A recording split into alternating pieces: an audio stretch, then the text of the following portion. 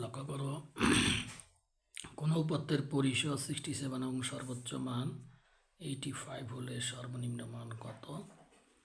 এখানে কতে 17, খতে 18, গদে 19, ঘদে 20 দেওয়া, সেটা কুমিল্লা বোর্ড 2025 নূরপুর থেকে আসছে। তো আমরা এখন এটার তথ্য ব্যাখ্যা দিব। দেখো, লক্ষ্য করো, এখানে পরিসর আমরা জানি কি? আমরা জানি হলো পরিসর সমান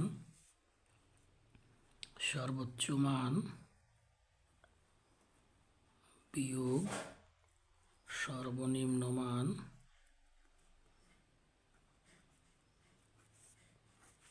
যোগ 1।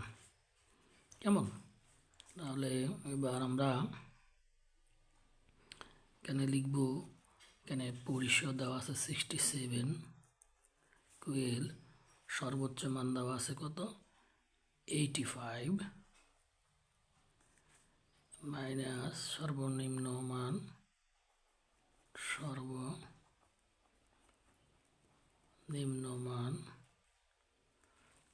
কেমন +1 বা 67 ইকুয়াল, এখানে মাইনাসটা আমরা পক্ষান্তর করব,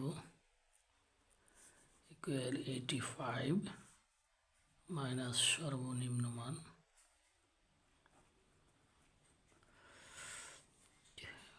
বা এখন আমরা দেখো এখানে 66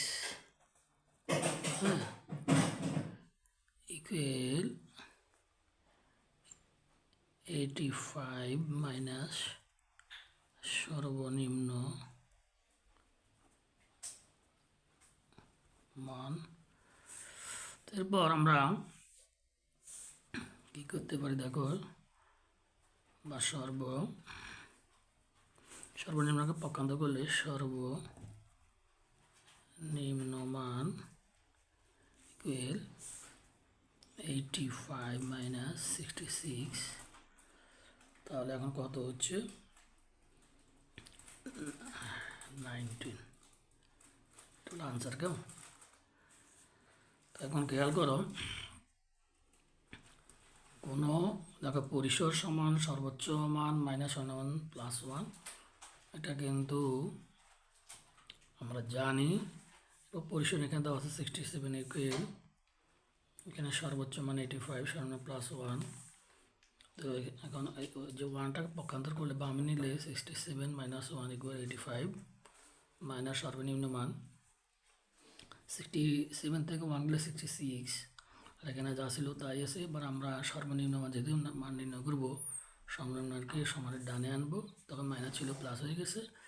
আর 85 তো ডানে 80, এরপর আমরা 66কে যদি ডানে নিয়ে আসি বাম থেকে, তাহলে মাইনাস হবে, তখন হবে 19।